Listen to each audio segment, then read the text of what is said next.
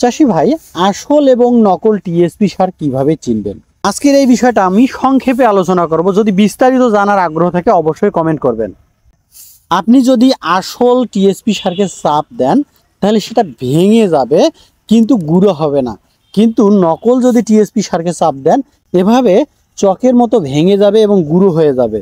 দ্বিতীয় যে বিষয়টা হচ্ছে, আসল টিএসপি সার সহজে গলে যাবে না, কয়েক ঘন্টা সময় লাগবে। কিন্তু নকল টিএসপি সার পানিতে দেওয়ার সাথে সাথে কিন্তু সেটা গলা শুরু হবে। এবং এভাবে যদি আপনি ঘাটেন কিংবা ঝাঁকি দেন, সেক্ষেত্রে দেখবেন আসল টিএসপি সার কিন্তু কিছুটা ঘোলা ভাব ধারণ করতে পারে, কিন্তু নকল টিএসপি সার ঠিক এরকম সাদা হয়ে যাবে। আসল টিএসপি সারের দানা যদি আপনি মুখে দেন বা জিহ্বায় দেন, সেক্ষেত্রে একটা টক ভাব বা অ্যাসিড ভাব মনে হবে, কিন্তু নকল যে টিএসপি সারের দানা আছে সেটার এরকমটা মনে হবে না। চাষি ভাই, সর্বোপরি বলা যায় আপনি আপনার জমিতে টিএসপি সার ব্যবহার করলেও আপনার জমিতে কিন্তু টিএসপি সারের ঘাটতিজনিত লক্ষণ দেখা দিতে পারে।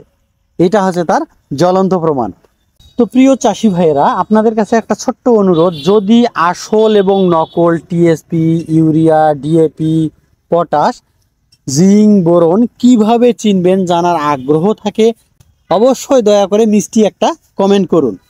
আপনাদের আগ্রহের উপর ভিত্তি করে আমি পরবর্তী ভিডিও নিয়ে আসবো।